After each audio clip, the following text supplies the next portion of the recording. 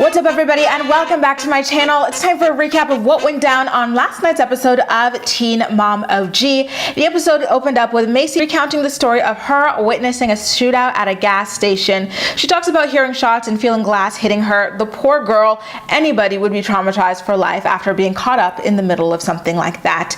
But then the show kind of quickly rewinds to, 3 days prior, Maci and Bentley talking about his upcoming birthday party. And before we get any more details about the shootout, so then at this point I'm like, okay, well, I guess the shootout is in some capacity linked to this event. So we'll find out as the episode goes on. Bentley doesn't want anything too big for his birthday, of course, with the pandemic going around. He only wants like 2 or 3 friends to come over to the house, and then we quickly pan over to Ryan for his first and only appearance in the episode, where he talks about how he wants Bentley to come over, which is funny because Bentley claims that Ryan doesn't talk to him whenever he does come over. He just says hello, then goes upstairs and hangs out by himself doing we all know what at this point. Meanwhile, up north in Indiana, Amber considers being distant from her daughter Leah a challenging thing, which is kind of odd because she can always just start, spending time with Leah in order to bridge that gap. She opens up about how her dog Madison is starting to face health complications, but I kind of feel like that's probably because she's not being fed well or exercised properly. As lazy as Amber is, I imagine that the dog has not been walked since the last time that orange piss Caitlin has had a glass of water to drink. Quick question for you guys. Why was Madison Amber's only dog? Didn't she have like 10 when Matt was living with her, and then like 2 or 3 when Andrew was around? Next, we're only a couple of states over in Michigan, where, I have to say, you guys, the older I get, the harder it is to watch certain scenes. You would think that parents would want to protect their children at all costs, but here Caitlin and Tyler are airing out their kid for being in the 0 percentile. I don't think it's anything for Nova to be personally ashamed of, but it's definitely not something that I would choose to air out about my own child, but I digress. I do have to say though that a child of 2 well-to-do stay-at-home parents scoring that low says a lot more about the parents than it does about the child theirself. It honestly just looks like Caitlin and Tyler are just not spending much time educating her at home despite being in the position to do so. I also found it quite odd and telling that the only solution that the 2 of them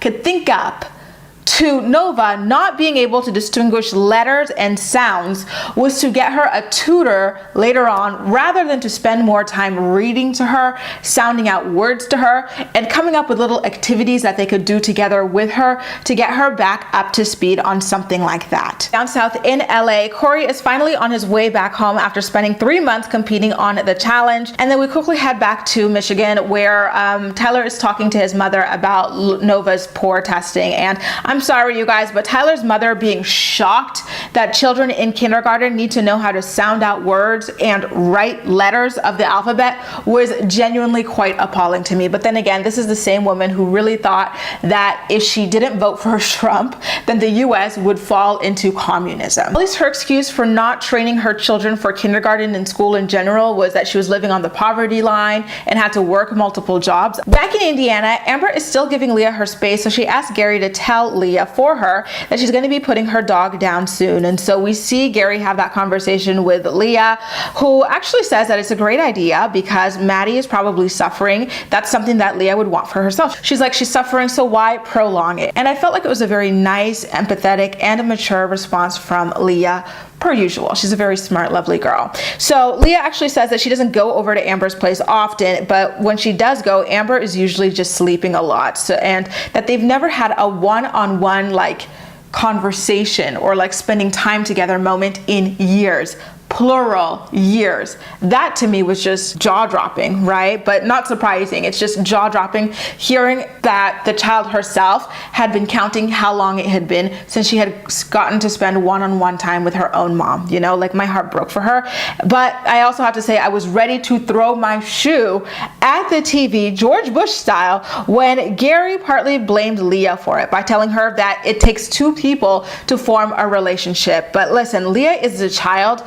Amber is supposed to be the mother, she's the adult, allegedly, who has made no effort to bond with Leah at any point in her life. And Leah literally just told Gary that when she does go over there, which is her making her effort, right? Amber is sleeping. So what exactly is Leah supposed to do when this chick is sleeping all damn day during their bonding time? Leah very quickly shut down when Gary seemingly shifted the blame to her, and she's like, listen, well, I got my homework to do. So she got up and left, and you can tell that she is 100% over her mom. Like, her face just gave everything away in that scene. Down in Florida, it is Mac's 26th birthday and her first without her mom, so she goes for a run to feel connected to her mother, which I found to be very sweet. While she was on the run, her husband Josh had the kids prepare a picnic and some flowers, and they were going to take her out on the beach to celebrate. Down south in Tennessee, the actual shooting that Maci was involved in actually unraveled, and you know, it was crazy to see. Yeah, like as they were hinting at the very beginning of the episode, it happened on the day of Bentley's birthday. Maci had stopped by at the gas station on her way to pick up Bentley from wrestling practice,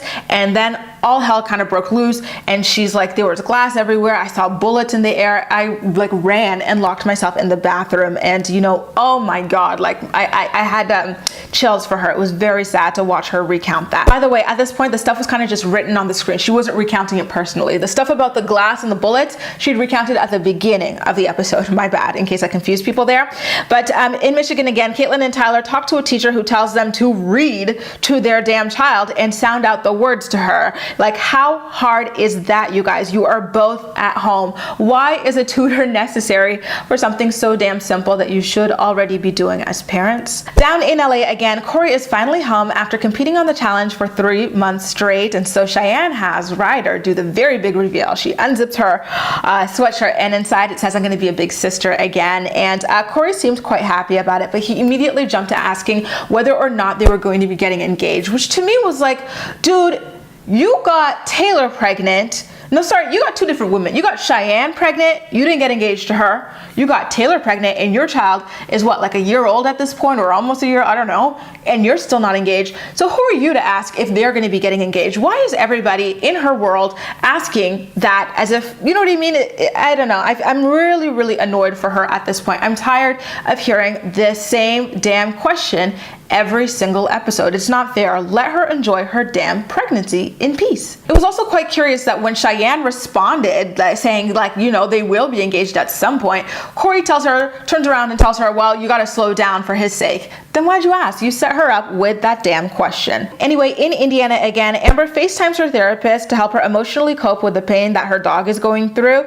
And so she also talks about being pushed away by Leah and people thinking that she's a bad mom. In Amber's delusional universe, she's a great mom. In fact, she tells herself she's a great mom like 10 different times in an attempt to convince herself, or maybe convince us. I don't know, but didn't work on me. Did it work on any of you guys? I mean, it was only a few minutes ago that her own daughter exposed her for never spending any quality time with her in years, and you know, just sleeping through her visitation time with her as well. And then it was just last week that her baby daddy exposed her for using him and his wife as babysitters to her other kid. In LA again, Corey talks to Zach about the baby that he and Cheyenne are going to be having, and he thanks him for being there for Ryder from the very beginning. Remember, it was Zach who was by Cheyenne's side throughout the pregnancy while she was still hiding the baby from Corey, you know, before the DNA testing results came through. And Corey also acknowledges how much Cheyenne wanted to have a family and another baby, and how happy she is with Zach.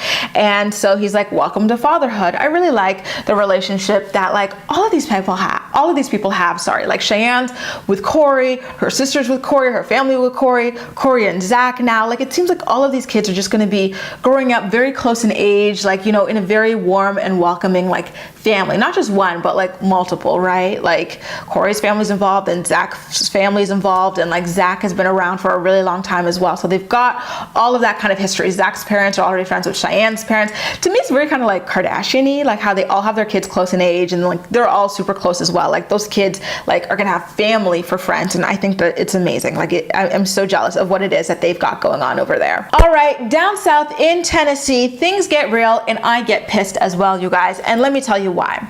So Taylor goes to the gas station to pick Maci up because she's still too freaking traumatized to drive home. I get it. It's normal. It's fine. I get it. I would be traumatized too, and I think that that was fine. But as soon as they pull up to the house and the cameras are out, what happens? Taylor gets out of the car and tells them not to film. Interesting, right? It's funny how the cameras can come off when traumatic things happen to these moms themselves, but when it's their own kids, no. Cameras up, and it's not even producers grilling their children about what's going on. They're the ones grilling their children about the traumatic thing. It's like, oh, your dad abandoned you again? How'd that feel? Did you feel worthless? Yeah? Like, lower than dirt a little bit? Is that what you felt like? Do you think this is gonna follow you around for life? This feeling of like abandonment or like unworthiness? Yeah? Can you say that a little bit louder for the cameras? Is your mic on? Can we do a mic test? They do that every single time for their kids. Every time something bad happens to them, they are on the front lines grilling them for the cameras. And something happens to them, cameras are off. Yes, I totally acknowledge that what happened to Maci was traumatic and shocking and sad, and it should not have been filmed. She should not have been filmed immediately afterwards, but at the same time, there have been many things that have happened to Bentley that have been traumatic and shocking and should not have been filmed immediately afterwards. But the only difference is that Maci has called off the cameras for things involving herself. We already talked about that marriage of hers where she talked about how she and Taylor, for the first couple of years, I don't know if they're still doing it, she never said they stopped, were just drinking alcohol every day and fighting until they passed out. Why didn't we get footage of that? Because they decided not to. I honestly feel as though if it were Bentley who witnessed something like that, Maci and Taylor would have gone, picked him up, taken him out of the car, been like, all right guys, one at a time, ask your questions one at a time, or they would have been the ones asking him the questions immediately thereafter. But I digress. You guys maybe have different opinions about that, but just based off their track record with him, I was a little disgusted. But anyway, Maci did ultimately end up talking about the situation a few days later. She got on camera in her own kind of video diary to feel more comfortable. Again, funny how she could do her own video camera thing to feel more comfortable about a situation while her child has to constantly be on the real camera in a room full of strangers and grown-ass people discussing like the most heartbreaking things that have been going on in his life over the years.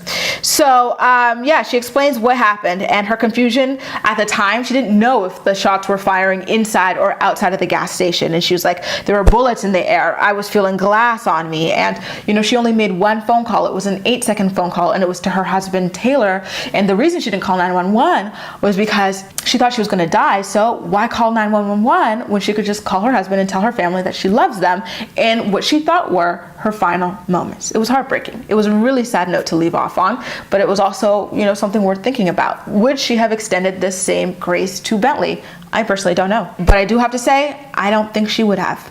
Anyway, you guys, that does it. A recap of what went down on Teen Mom OG Season 9, Episode 9. But as usual, I'm more looking forward to hearing what you have to say about everything. So please make sure to leave all of your thoughts and opinions in the comment section down below, and we'll chat. That's all for now. Thank you so much for watching, and I'll see you next time.